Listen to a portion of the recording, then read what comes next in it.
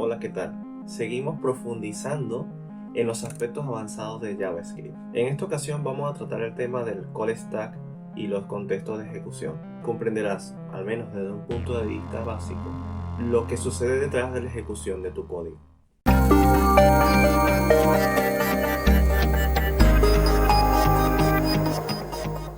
En realidad, entender cómo funciona el call stack y los contextos de ejecución es un concepto muy sencillo que cualquiera puede entender. Sin embargo, muchos a la hora de aprender JavaScript se centran en escribir código y aprender cómo hacer aplicaciones, páginas web, pero pasan por alto el comprender estos aspectos importantes. Si quieres trabajar como un profesional, es necesario que lo conozcas. Y de hecho, en muchas entrevistas de trabajo suelen incluir preguntas como esta, como ¿qué es el call stack y qué son los contextos de ejecución? A la hora de contratar personal para sus equipos de desarrollo. Por tanto, es un concepto que te conviene aprender y que realmente, como comento, no es para nada complejo. Para entender esto, vamos a usar este código. Como pueden ver, no es un código complejo, solamente son una serie de funciones. Explicándolo brevemente, vamos a ejecutar una primera función, una segunda función, y de la tercera función, que recibe por parámetro este nombre que he declarado, devolverá un mensaje que le asignaremos a esta variable, mi mensaje, y luego la imprimiremos. Lo de abajo, bueno, son las definiciones de las siguientes funciones. Como pueden ver, es un código simple, pero que nos permite entender a la perfección cómo funciona el call stack.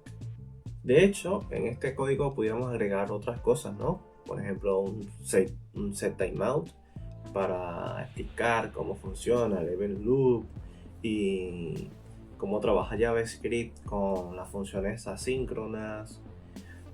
Pero en un futuro vídeo trataremos más sobre cómo JavaScript trabaja con las promesas y cómo el event loop interactúa con el call stack para estas cosas. Pero de momento nos conviene tener una idea clara de cómo funciona la fila de llamadas, partiendo de la noción de que JavaScript es monohilo, ¿vale? Pero entonces, ¿qué es el call stack? Tal como su nombre lo indica, call stack se traduce pila de llamadas, y una pila es un tipo de estructura de datos que funciona como este juguete que usan los bebés, donde está una base y van apilando los aros uno encima del otro. Un aro nuevo no puede ser insertado ni por la mitad ni desde abajo, tiene que ser montado sobre los demás, y para poder vaciar esta pila hay que sacar el que está más por encima e ir bajando hasta el último. Así que obviamente el primero que se colocó es el último en salir, y el último que se colocó es el primero que puede salir. Y en la computación e informática existe este concepto de estructura, donde procesos o datos son apilados uno encima de otros. Y este tipo de estructura también se le conoce como LIFO, que es un acrónimo para Last In, First Out. Es decir, último en entrar, primero en salir. Si el call stack es este tipo de estructura, que vendrían siendo estos aros, pues las llamadas, las ejecuciones de las funciones. Es decir, en este call stack no se apilan las funciones a medida que se vayan declarando o generando, sino a medida que se van ejecutando. Y cuando la función acaba su ejecución, será retirada del call stack. Entonces, cada una de esas llamadas están encapsuladas en un contexto de ejecución.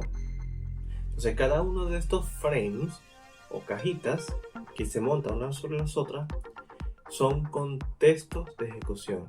Ahora bien, ¿en qué momento empieza a crearse esta pila? Justo después de que se compila nuestro código. Recordemos que JavaScript en realidad es un lenguaje compilado y no interpretado, como algunas personas piensan. Ok, muy bien. Entonces, de esta pila del call stack, ¿cuál vendría siendo el primer aro o la primera ejecución en ponerse como base? Según nuestro código, tendría que ser la primera función, ¿no es así? Eso pudiera parecer, pero hay algo que debemos siempre tener en mente.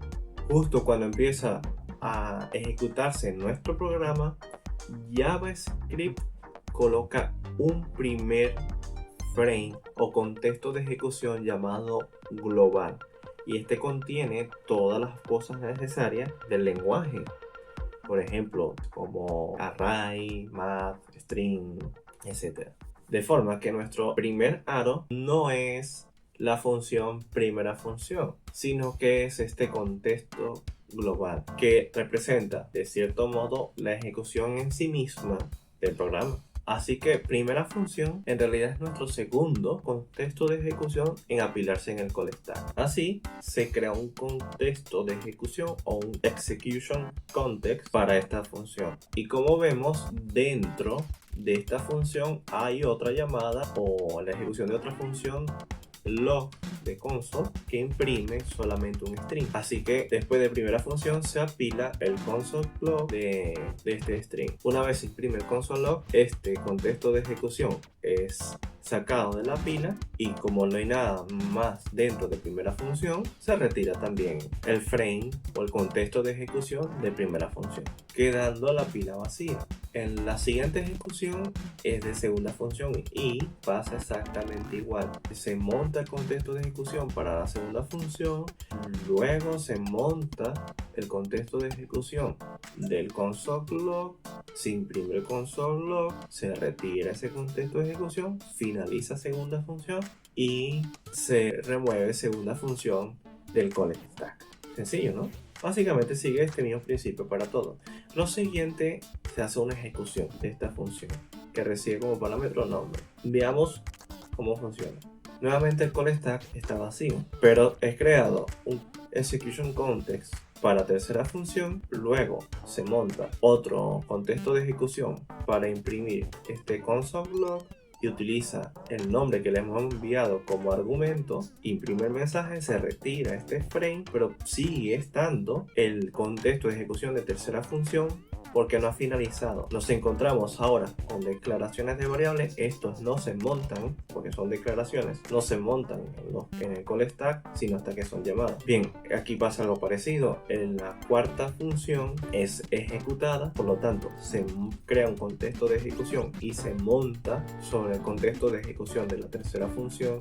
Se crea un contexto de ejecución que imprime este string, se retira ese console log, se devuelve este mensaje, se retira inmediatamente el contexto de ejecución de cuarta función, se asigna este mensaje devuelto a la variable texto y se devuelve la ejecución de la quinta función. Por lo tanto, se crea un contexto de ejecución de la quinta función sobre la tercera función, y como este recibe como parámetro texto, este argumento es impreso en este console log que se monta sobre el contexto de ejecución de la quinta función, y por último se devuelve un mensaje concatenado. Una vez termina la ejecución de la quinta función y es retirado su contexto de ejecución, es devuelto y la tercera función es removida del call stack. El texto concatenado es asignado a mi mensaje, que por último se imprime en un console log. Por lo tanto,